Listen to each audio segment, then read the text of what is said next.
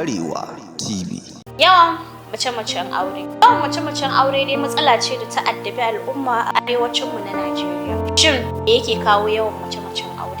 Kuma wace hanya za mu bi don ganin magance yawan mutuwan aure? Muryar Arewa.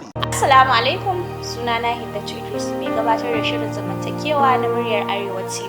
Wannan mako mu na zamantakewa zai yi magana ne akan yawan mutuwan aure da ake samu a arewacinmu na Najeriya.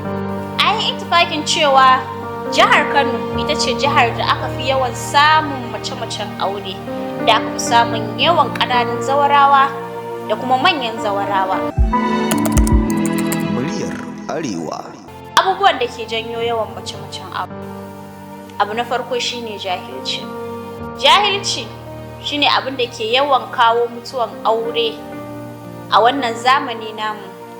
Da yawa a ƙauyukanmu an jahilci menene aure a mu'amalance da kuma a addinance. Da yawan matasan da suke yin aure a wannan zamanin ba su san menene aure ba, ba su san menene hukunce-hukuncen aure ba, ba kuma su san ƙa'idojin aure ba. Kawai dai suna faɗawa cikin aure ne don kila abokin shi yayi ko kuma ƙanin shi yayi aure. Muryar Arewa. Abu na biyu kuma shine kwaɗayi. Bahaushe dai na cewa idan da kwaɗayi da wulaƙanci, kuma duk wanda ya hau motar kwaɗayi za ta sauke shi a tashar wulaƙanci. Aka ce kuma ƙuda wurin kwaɗayi nan yake mutuwa. Da yawa ana yin aure saboda wani abu na duniya, ƙila ta ga yana da wani rufin asiri ne yasa ta aure shi, sai an yi auren sai a ga babu. A hakan sai ka ga aure ya mutu tun kafin a je ko ina. Muryar Arewa. Abu na uku shine auren sha'awa. Dama ya aure ta ne saboda yana sha'awar ta, ko kuma ta aure shi ne saboda tana sha'awar shi. Da an yi auren ya gusar da sha'awar shi ko kuma ta gusar da sha'awar ta, sai wulakanci ya fara biyo baya, daga nan sai aure ya mutu. Muryar Arewa. Abu na hudu, auren dole.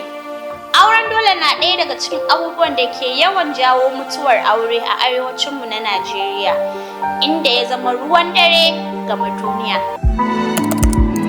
Muryar Arewa. Abu na biyar shine auren zumunci. Aka ce idan yayi daɗi ya fi komai daɗi, idan kuma yayi ɓaci ya fi komai muni. Auren zumunci ya fi kyautuwa ne idan mutanen su suka shirya kansu da kansu, ba wai haɗa su aka yi ba. Muryar Arewa.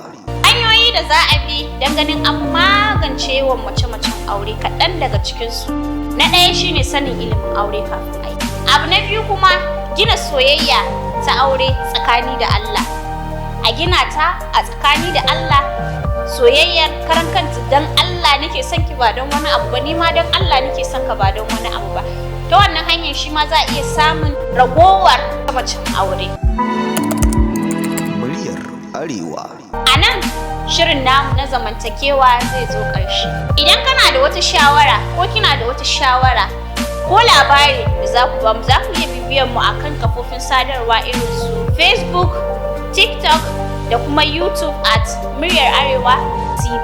Sunana Hindatu Idris. Ku kasance da ni a wani makon da ganin yadda za ta kasance a cikin shirinmu na zamantakewa wanda Muryar Arewa TV yake kawo muku duk Laraba. Assalamu. Muryar Arewa TV.